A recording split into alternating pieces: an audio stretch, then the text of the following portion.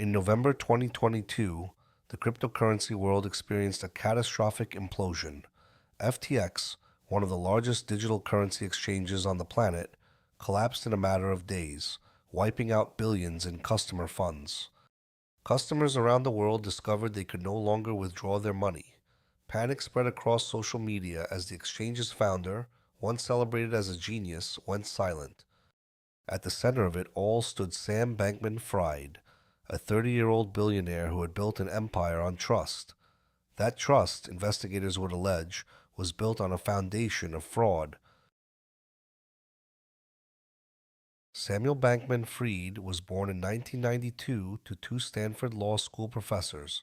He grew up on the university's campus in Palo Alto, California, surrounded by academic privilege and intellectual ambition. He attended MIT, where he studied physics and mathematics. It was during college that he became drawn to the philosophy of effective altruism, the idea of earning as much money as possible in order to give it away to worthy causes. After a brief stint at the quantitative trading firm Jane Street, Bankman-Fried founded Alameda Research in 2017, a cryptocurrency trading firm. 2 years later, he launched FTX, the exchange that would make him a household name. Bankman-Fried cultivated a carefully crafted public image. He wore shorts and t-shirts to meetings with senators. He slept on a beanbag at the office. He projected an image of a humble genius who didn't care about money, only about saving the world.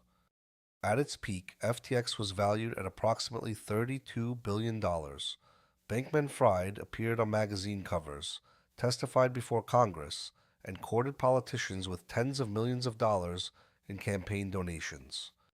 He lived in a luxury penthouse in the Bahamas with a group of close associates.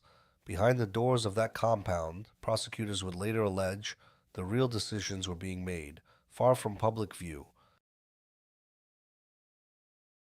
The unraveling began with a leaked balance sheet. In early November 2022, a report revealed that Alameda Research's assets were heavily concentrated in FTT, a token created by FTX itself. The foundation of the empire appeared dangerously circular. Rival exchange. Binance announced it would sell its substantial holdings of FTT tokens. The announcement triggered a cascade of customer withdrawals from FTX, a classic bank run in the digital age. FTX could not honor the withdrawals. The money simply was not there. Federal prosecutors would later allege that billions of dollars in customer deposits had been secretly funneled to Alameda Research, Bankman-Fried's private trading firm. According to prosecutors, Alameda used those customer funds to make risky investments, purchase luxury real estate, and make political donations. Investigators estimated that approximately $8 billion in customer money was misappropriated. The scheme allegedly relied on a secret backdoor in FTX's software, a hidden exemption that allowed Alameda to borrow from customer accounts without triggering the exchange's normal risk controls or alerting anyone. Prosecutors alleged that Bankman-Fried deceived investors, lenders, and customers alike. He reportedly told investors that Alameda had limited access to FTX, when in reality, the two entities were deeply intertwined. The collapse sent shockwaves through the cryptocurrency industry. Other firms with exposure to FTX also faced liquidity crises. The contagion spread rapidly, erasing hundreds of billions in market value across the entire sector. Over 1 million creditors were affected worldwide. From retail investors who had trusted FTX with their life savings to institutional funds that had backed the company with hundreds of millions, the devastation was staggering in its breadth. The FBI, the Securities and Exchange Commission, and the Commodity Futures Trading Commission all launched investigations simultaneously. The Southern District of New York took the lead in criminal prosecution, one of the most aggressive federal districts in the country.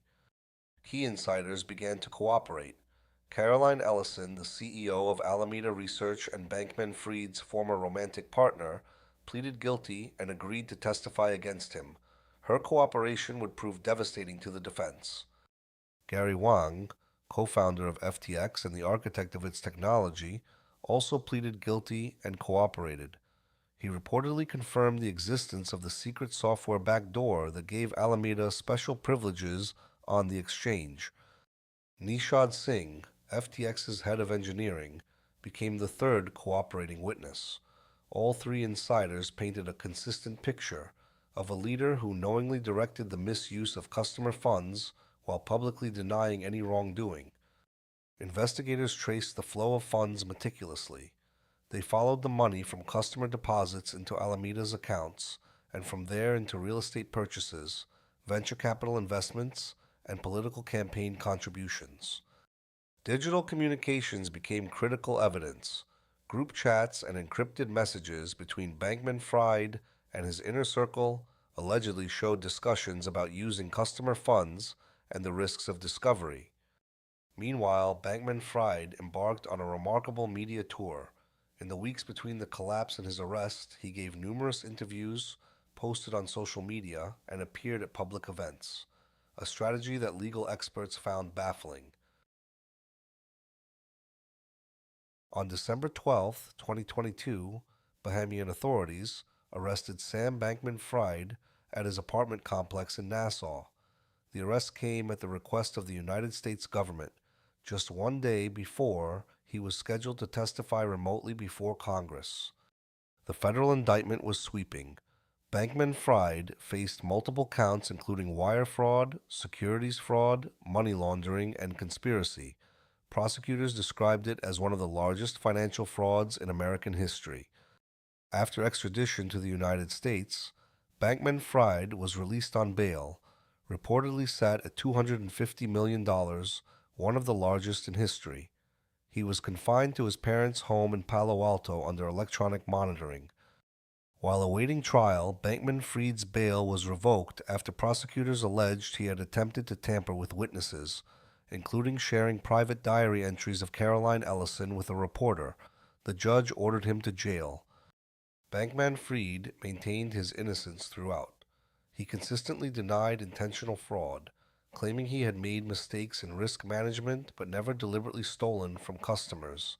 He insisted FTX's collapse was a liquidity crisis, not a fraud. But the three cooperating witnesses told a different story, and prosecutors had digital evidence, financial records, and blockchain analysis to support their case. The stage was set for one of the most consequential financial fraud trials in recent memory. The trial began in October 2023 at the federal courthouse in Lower Manhattan. It lasted roughly a month, drawing intense media attention from around the world. The courtroom was packed every single day. Caroline Ellison's testimony was among the most damaging. She described how Bankman-Fried allegedly directed her to use customer funds, how she prepared misleading balance sheets at his instruction, and how she lived in constant fear of discovery. Bankman-Fried took the unusual step of testifying in his own defense. On the stand, he repeatedly said he could not recall key details and denied knowledge of specific transactions. Legal analysts noted the jury appeared skeptical. On November 2, 2023, the jury returned its verdict after roughly 5 hours of deliberation, guilty on all 7 counts: wire fraud, securities fraud, money laundering conspiracy. The courtroom fell silent as the verdict was read. In March 2024, Judge Lewis Kaplan sentenced Sam Bankman-Fried to 25 years in federal prison. It was a significant sentence, though less than the decades that prosecutors had sought.